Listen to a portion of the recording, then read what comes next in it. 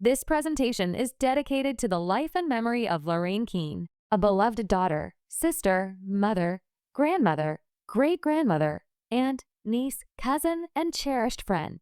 She was born Laraine Hernandez on December 18, 1946, in Monterey Park, nestled in the heart of Los Angeles County, California, to her loving parents, Arthur and Augusta Hernandez. From the very beginning, Laraine brought light, laughter, and a little bit of sass into the world, and she never stopped sharing it with everyone lucky enough to know her. As an infant, Laraine lived with her mother and grandparents, Lillian Elvana Lamberson and George Casper Chipcholinsky, while her father bravely served overseas in World War II.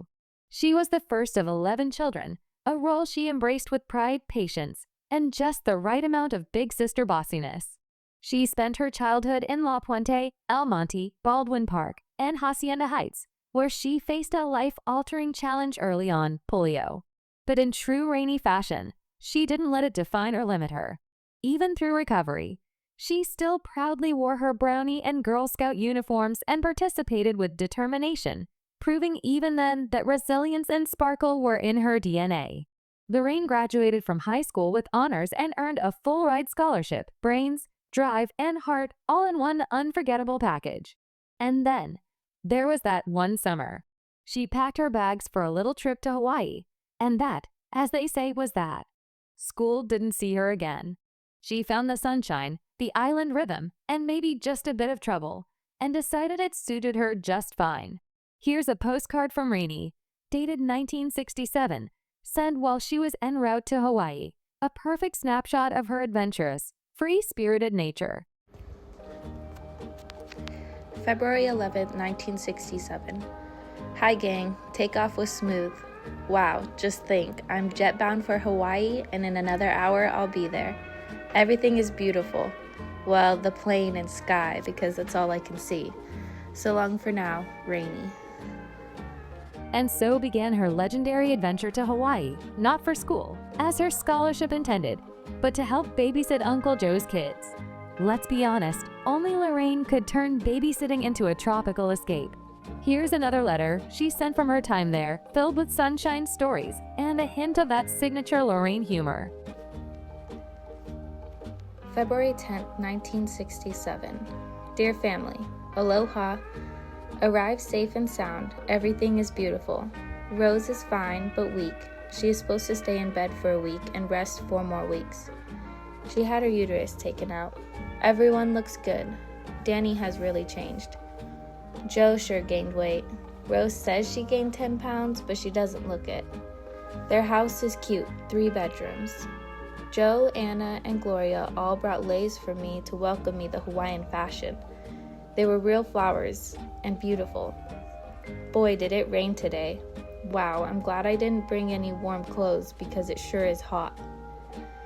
Rose says to tell you she's better and won't work me too hard. Rose is really anxious to come. Guess what? Joe will be stationed in Long Beach. He is assigned to a ship that is here now. It will be docked out of Long Beach. It will be here until July. He has to go to school first, so they don't know how long they will be here. He will go to school in Florida, and Rose will probably stay in New Mexico with her parents. It will be for 2 months, then they will be in Long Beach for 2 years. Great, huh? Rose says she can't wait to get home and gossip with you, Mom. Tell the girls to write Anna and Gloria. I think they would really like to hear from them. I better go now. It's time to start dinner. Bye now. Love, Rainey. P.S. I bet Dad is relieved I'm finally gone. Hey, send some pictures of the family so Joe and Rose can see them. It's like being on an island. Does that make sense? Well, bye for now, again. It was in Hawaii, amidst ocean breezes and island sunsets, that Laraine met the love of her life, Francis Halalani Keane. Tall, dark, handsome, and kind, Francis was everything Laraine didn't know she was looking for, but everything her heart had been waiting for. It turns out, Francis wasn't just any island man. He was known as a beach boy, not just because he loved the water, but because he was one of those tall, handsome Hawaiian locals who charmed the tourists right off their feet. With his easy smile, strong spirit, and natural charisma, Francis Keane was the kind of man you noticed, and Laraine most definitely did. But while plenty of visitors came and went, he only had eyes for her. What began as a chance meeting turned into a love story that spanned oceans, cultures, and decades. They fell in love, and from that love came 3 beautiful children: Zachary Halawalani, Sheree Ure, and Sky Francis Haheo. Together, Butch and Rainey, as they were affectionately known, built a life in Kailua and later in Neo, raising their family in homes that overflowed with love, laughter, adventure, and the constant presence of family and friends. Their house was never just a house. It was a gathering place, a safe haven, a space where music played, pigs were cooked, mangoes collected, kids ran barefoot, meals were shared, and stories were passed from one generation to the next. It was a place where tradition met joy, and where their children were nurtured not just with care, but with culture, humor, and heart. Rainey was more than a mother. She was the rhythm of the home, and Butch was the rock. Together, they created a world where their kids were free to be curious, courageous, and completely loved. Rainey loved her life in Hawaii, the ocean breeze, the laughter of her children, the steady love of Butch by her side, and she wanted nothing more than to share that joy with the family she came from. When Zachary was born, her beloved mother Augusta Hernandez made the trip to visit, bringing along little baby Robert, who would get his first taste of Hawaiian sunshine cradled in Grandma's arms. When it was time for baby number 2, Rainey's sister Audrey came out to help, because in their family, babies meant bonding, support, and showing up for one another, no matter how far across the ocean. Butch and Rainey's home in Kailua and Neo became more than a place to raise their children. It became a haven for loved ones, where doors were open, the kitchen was warm, and no one ever left hungry or without a story to tell. Fun fact, the town where they raised their children, Neo, literally means rainy in Hawaiian. Whether by fate or by perfect design, she found a place that even spoke her name. And yes, even Art, or should we say Dinky, eventually made the trip out to visit. Here's a letter from Rainey to her mom trying to get Art to come over. July 27, 1967. The surf is getting high every day. The 4th of July, the waves should be 15 feet in Waikiki for the race. How is the family and Grandpa? I hope everyone is in good health. How is Uncle Aaron doing? I hope his kids are getting along. I'm so glad Dinky graduated and was kind of worried and wish I could have been there. I am really proud of him, and for a graduation present, I would like to pay his way over here for a visit if he could get enough money to get back. They don't let you go student rate during the summer, but you could come the $100 one. The biggest thing is he working now and could he leave a job? It would be better really if he waited until after the summer, like September or October. The surf is great then and not too crowded. Now it is too crowded and all the co-eds are on and more coming every day. The beach is packed with a lot of beach bums from the mainland. The waves are high now, really too high for some surfers. I really would like to have Dinky surf Hawaii.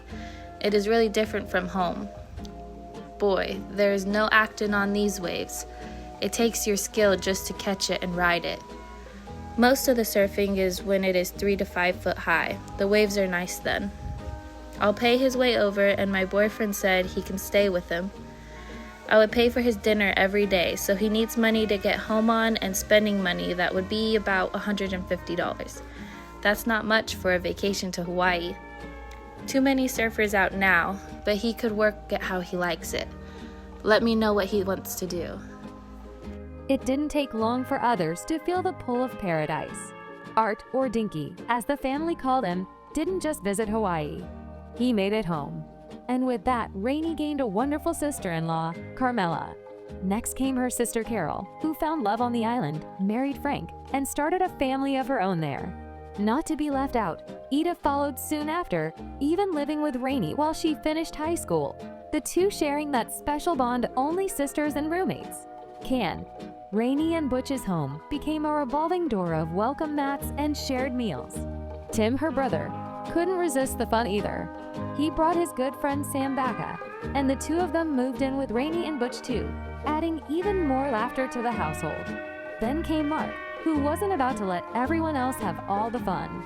He packed up, headed to the islands, had an absolute blast, and then joined the army.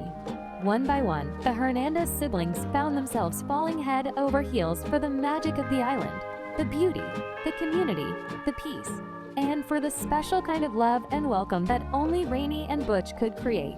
Eventually, Arthur and Augusta began to notice what was happening. One child after another was trading the mainland for the island life. So with equal parts love and exasperation, they finally put their foot down. Maddie, Scotty, and Rob, they had to stay in California. And as for Becky, well, she used to spend her summers with Rainey and Butch, soaking up the sunshine, the smells of Rainey's kitchen, and the never-ending aloha. Every summer ended with big dreams of how to stay longer, and truth be told, she's still trying to find a way back. After many beautiful years, the Keane family relocated to California. Though the scenery changed, the heart of their home remained the same, rooted in family, tradition, and the joyful chaos that Rainey and Butch had always nurtured. It was there, surrounded by their children and the life they had built together, that they faced one of life's hardest goodbyes. Butch, the love of Rainey's life, the calm in every storm, and the quiet strength behind so much laughter, passed away, leaving behind a legacy of kindness, courage, generosity, and aloha that continues to live on in everyone who knew him. His spirit never really left. Rainey and her children carried him with her, in her heart, in her memories, and in every step forward. As the family roots held strong in California, Zach's branch of the tree began to grow, and grow it did. He went on to have 5 incredible boys: Zachary Hololalani, Bo, Stone Francis, Cato Mark Calais, and Justice Kainoa. Each one are a perfect mix of heart and heritage and a little bit of mischief. Charade Uwedii Keane. Charade, her only daughter, eventually followed her heart and the island's call back to Hawaii. It was a homecoming full of meaning, where the island breeze carried memories and the ocean whispered stories only she could truly understand. Then came Sky, bringing his own light to the family story. He was blessed with 3 beautiful children: Sane Ha'ahel, Storm Keikoa Butch, and sweet Phoenix Kawailani. Surrounded by 7 playful grandsons and Phoenix, the only granddaughter, a sweet and gentle soul, a twinkle that forever danced in her grandmother's eyes. Today, Laraine and Butch's legacy lives on through a growing family filled with love. They have 6 beautiful great-grandchildren, with 1 more on the way. From Bo came Azzy Quinn and Bo, Benny Bennett. From Cato came Belle's Bo Coy Keane, Jane Joy Michelle, and Rain Renee Augusta. And from Phoenix came Ezekiel Allen Marks. Each one is a precious piece of their story, carrying forward the love that started it all. The following are photos of Laraine and her loved ones, some capturing her smile, her spirit, and her unforgettable presence, and others that she cherished deeply, tucked among her most meaningful belongings. Each image tells a piece of her story, a life beautifully lived and endlessly loved.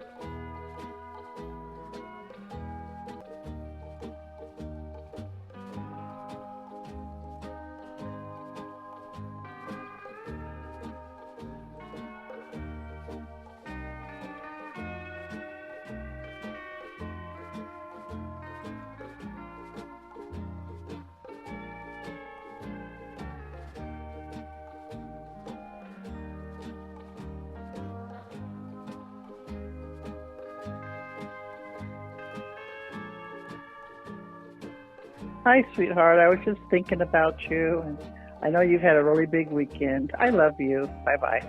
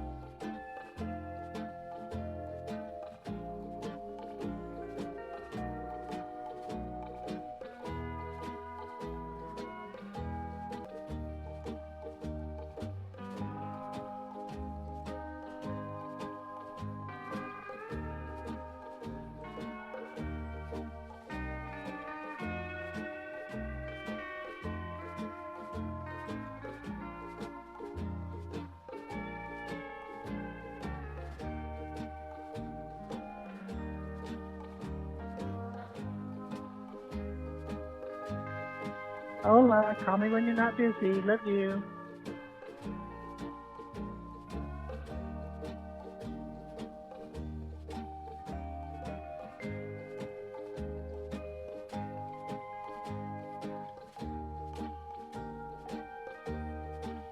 OMG, I am so excited. I know I texted that already, but I had to say it. Love you.